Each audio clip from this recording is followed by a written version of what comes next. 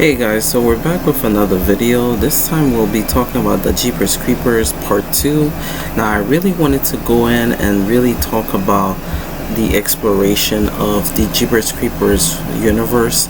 Now if we go back to everything that Mixie saw from Jeepers Creepers 2 all the way up to where we are now, we could clearly see that the Creepers lineage, I would say the connection between the Creeper and the different civilization, like I mentioned in my first part of my video, I had so many things I feel as if the Creeper could have done differently, but I think that in the bigger scheme of the Creeper's history and the Tagger born farmers and how they managed to try to stop the Creeper, but in return, even in the movie, I started making more connection to what the Creeper might be. I think I did mention that in my first video, that I think the Creeper is someone or something that managed to prolong its life by learning the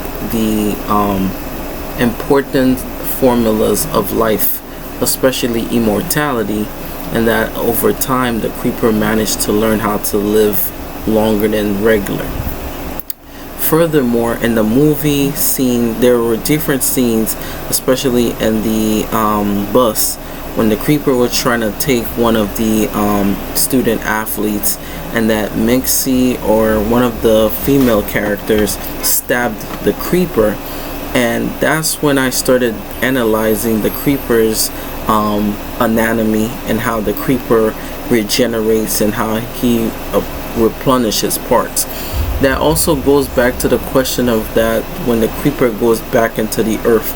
I remember I spoke on that in the first video, that the Creeper different equipments plays a larger part in how the Creeper in a way, even in the third Jeepers Creepers, that the Creeper find a way to, in a way where the parts of his body that is like kind of like disconnect from himself are still able to be moved around, almost as if the Creeper is like manually summoned in some sort, and that the parts of its body that is like missing is almost like this like symbiote type of creature that is controlling his body. Also, the Creeper could change its density, either making him lighter than air or heavier than anything. When he slammed himself on the bus, it almost felt like the Creeper kind of know how to change his proportion of his weight. There's a lot of abilities that the Creeper displayed on the second movie, and that I think that even the ability to challenge the student athletes by almost toying with them in some proportion, that at some point the Creeper managed to regain parts of his body by tricking some of the student athlete, and has the ability to have a succussion on his wings where he could pull somebody's entire head based on just holding them by his wings. I'm not sure if the wings have mouths or have a part where he could actually connect itself, but as you could see, the Creeper could disconnect its parts of his body and automatically he could regenerate, indicating the Creeper has a spirit entity where I think even if the body that was literally stuck in the barn at the end of the movie, spoiler, I think he would be able to transfer his consciousness into another body so long his hideouts are not found. Because if you saw the second movie, he regenerated so quickly, indicating that the Creeper has the ability to not only regenerate but also get into the abilities of how he counter when he gets hurt. Now, another thing I wanted to mention too, which I found very fascinating, was that after doing a long consideration, I have a weird feeling that the Creeper his truck, before the second movie actually started, it almost felt like he put his truck into somewhere else.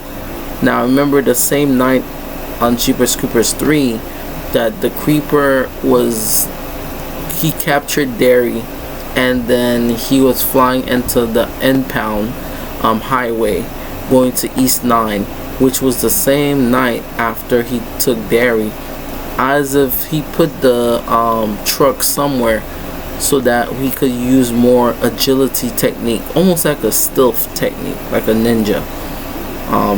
Another cool thing is that when the creeper was being stabbed multiple times, and that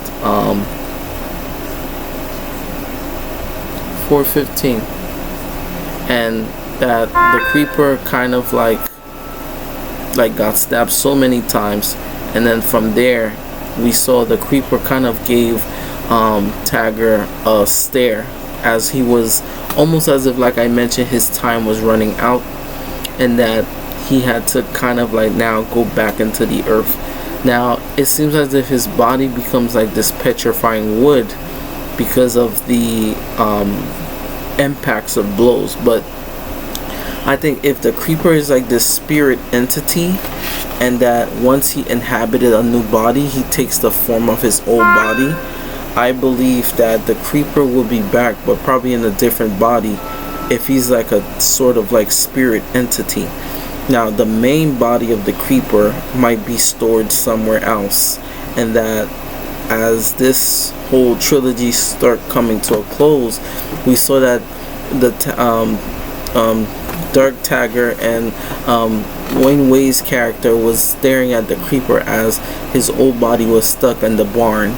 Now I think this body is now, no more, but I think the creeper will be able to resurrect himself into another body that is somewhere else in his hideout.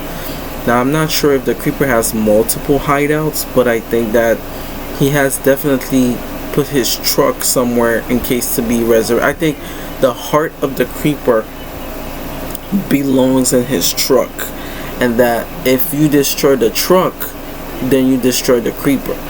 Also, the back of the head of the creeper looks like something from Alien vs. Predator for some reason, and that he may have some alien ties to it too, because the way his body is like this rubbery substance, almost like some Predator versus Alien movie, and that the head, he actually created some sort of pouch where the head comes out, and it is start off human, and then boom, it changes to a demon. So looking at it from a genetic point of view, the creeper definitely has some sort of connection between the reality between the different parts of himself. So this would be very interesting, because when you think of what the creeper is capable of now and what he is capable of in the future, it seems like it's night and day. And also, like I said, the truck, you would never see the creeper like kind of like start fueling his car. I think his car runs on pain, or he runs on souls. Like the more people he devours, the more the car will run, like his truck. And I think that is, he's like a Grim Reaper. His truck is like carrying so many different souls and things that he has done on the planet.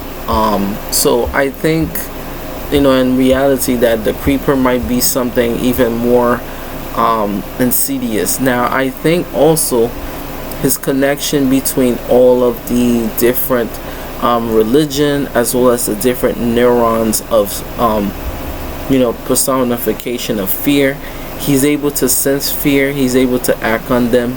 That is his driving force, that's able to for him to feed on the human being in order for him to either eat and replenish. He has different nostrils from his nose all the way up to his regular nose, almost as if this otherworldly creature. So the only thing that's left is now is like, what is connection between the creeper and his ability with the truck. Now the fact that he put his truck somewhere else and then went after the high school athletes from the basketball championship was interesting, because he put his truck somewhere else. So if we were to watch the Jeepers Creepers movie, it would be Jeepers Creepers 1 and then 3 and then 2. 2 would be considered the last movie, because that closed off his feeding cycle for the 23 days. So which means, in order for us to understand how the creeper may come back, we must look at the 3rd movie. Even though it wasn't perfect, but it gave us more insight that the creeper was being trailed by a bunch of cops, as well as different people from that county to go after the creeper. And we saw that the creeper has different equipment that we have never seen before that the truck could produce, almost as if like the truck is this ultimate defense mechanism during the daylight and during certain times of the day, and during the nighttime, that's when the creeper is more active. But I feel as if the car of the creeper, like I mentioned, runs on the feeding cycle and the souls that he inhabits. Because remember, as the 2nd movie and the 3rd movie mentioned, that once the creeper devours you, your soul is now tied with his, or whatever thing that sustained the creeper is now become one with you. Almost as if like you become a bigger part of the creeper's life expansion. So this is interesting to see what they plan on doing for the creeper. But that is enough said. I'll see you guys in the next video.